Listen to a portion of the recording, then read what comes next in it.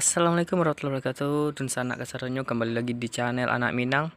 Kali ini kita akan membahas tentang penipuan yang ada di Denpasar. Nah, di sini terjadi modus penipuan baru dengan tindakan kekerasan. Seorang pemuda di Denpasar dianiaya penjual mobil setelah serahkan 50 juta. Peristiwa itu bermula saat korban bertemu dengan salah satu pelaku dalam rangka pembelian mobil. Namun setelah mereka bertemu, korban diajak pelaku membeli minuman di minimarket di dekat TKP. Saat uang muka diterima oleh pelaku, langsung tiba-tiba si pembeli lugu terseret paksa untuk masuk ke dalam mobil. Nah, berikut videonya. Tolong Pak, ya. Pak, tolong saya. Terlihat di video ini korban teriak minta tolong kepada warga sehingga warga berbondong-bondong datang untuk membantu.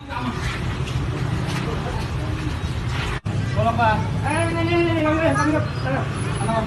ke sana yuk. Mana uangku? HP-ku kamu pergi dah. Kamu ngapain aku begini? Ini uangmu, kamu ke sana. Mana uangku, mana Pak? Kamu ke sana yuk. Aku mau ikut, mana uangku? Oh, kamu ini paksa aku ini. HP-ku mana? HP-ku mana? HP-ku. HP-ku. HP-ku. Bapak yang sana aja, Pak.